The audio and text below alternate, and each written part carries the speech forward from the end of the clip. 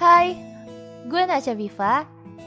Sebelumnya mau bilang terima kasih dulu nih sama Satrio yang udah memberikan tema spesial ini buat Nacha. Dan katanya sih ini Nacha banget. Oke, so ini dia Rakanila Podcast.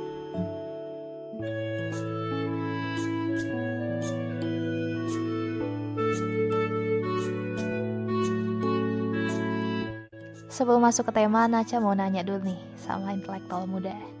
Di penghujung tahun 2020 ini, hati kalian apa kabar?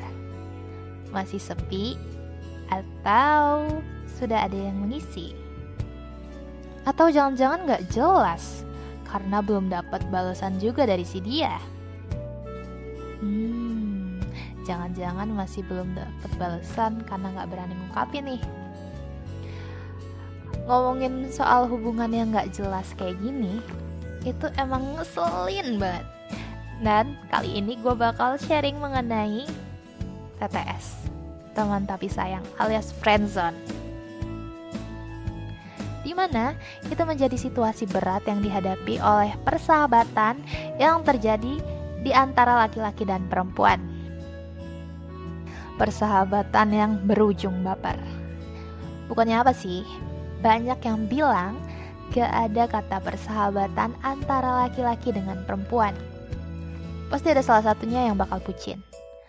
Entah itu si laki-laki atau bisa jadi si perempuannya. Ngomongin soal persahabatan, gue langsung keinget sama kata-katanya Rintik Seduh.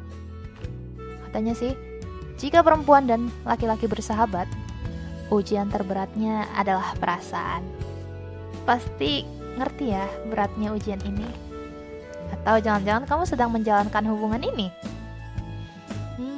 Kalau kamu sedang menjalankan hubungan ini, coba kamu ingat-ingat lagi awal mula terjadinya hubungan tersebut. Pasti pertamanya ya baik-baik aja kan? Emang niatnya buat temenan? Chatan tiap hari ngomongin hal yang absurd, kemana-mana bareng, sampai ya udah hafal tuh sama kebiasaan masing-masing.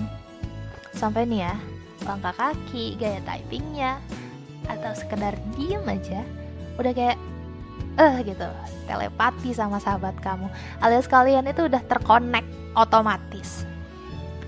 Tapi ada satu hal sih yang sulit untuk diketahui, yaitu perasaan yang dipendam satu sama lain selalu jadi misteri. Ya, yang gue bilang di awal sih, intro dari persahabatan berujung baper itu biasanya karena titik temu. Tadinya kan gak ada niatan apa-apa tuh, cuma memang temenan biasa. Terus akhirnya ada momen dimana kalian dipertemukan dalam forum yang entah mengapa mengalir aja gitu dengan alami. Nyaman banget ngobrolin apapun sama dia, sampai gak pernah kehabisan topik. Hati-hati loh buat kamu yang suka curhat sama lawan jenis. Apalagi orangnya asik nih.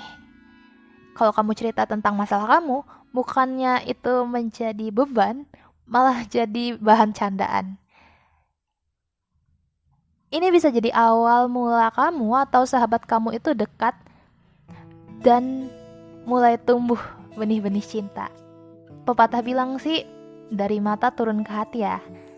Lain halnya persahabatan kamu yang berawal dari bercanda, bisa jadi jatuh hati. Duh, merasakan banget ya. Emang sih menyenangkan rasanya punya tempat untuk berbagi cerita, apalagi kalau sama lawan jenis, yang istilahnya itu bisa jadi mata keempat kamu dalam menghadapi situasi sulit. Karena sudut pandang kita akan sesuatu hal itu kan terbatas. Dengan adanya dia, kamu itu bisa memandang sesuatu itu lebih luas. Apalagi kalau orangnya solutif dan sabar. Sabarnya tuh sabar ngedengerin segala keluh kesah kamu yang sampah banget alias sambat banget. Istilahnya tuh dia mau jadi trash bag-nya kamu, menampung segala unek-unek yang ingin kamu tumpahkan supaya perasaan kamu jauh lebih baik.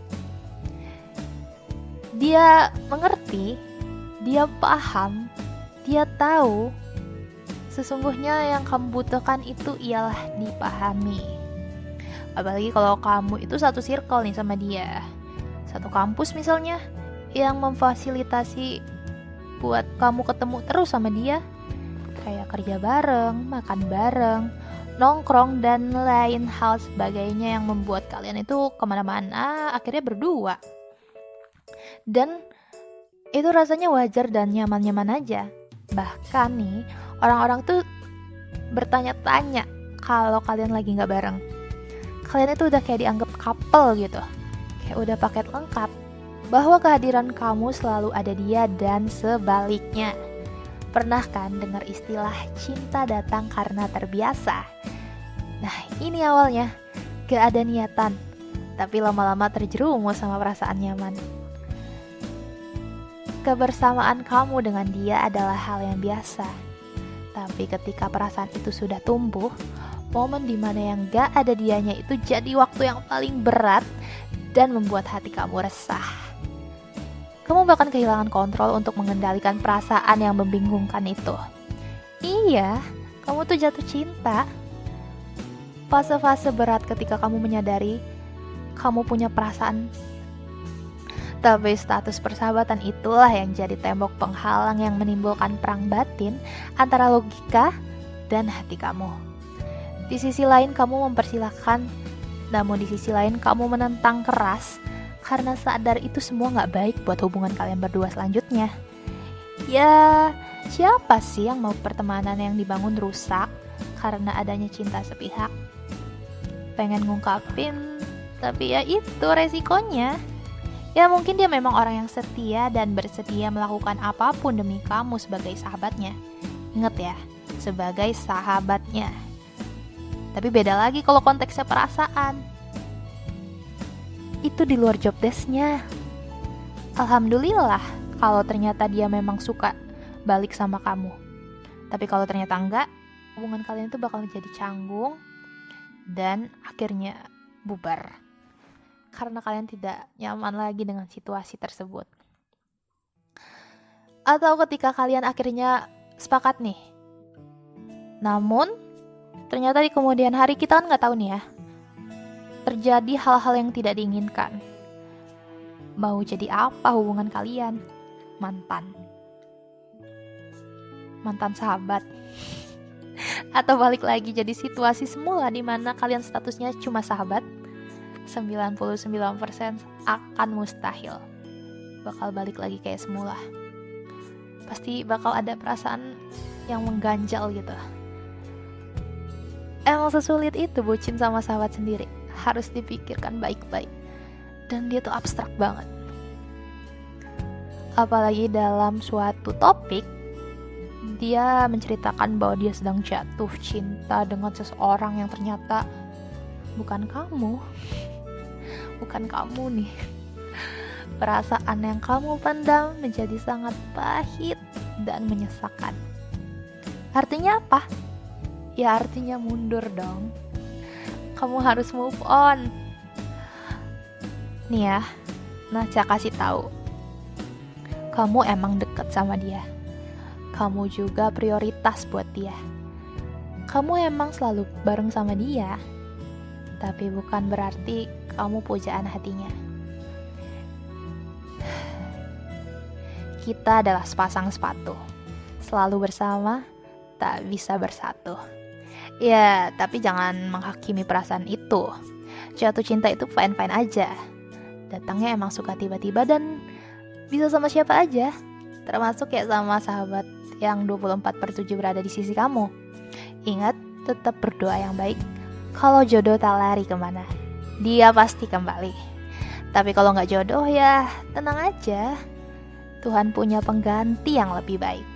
Gue Naca Biva, terima kasih udah setia dengerin dan sampai jumpa di episode Rakanila Podcast selanjutnya.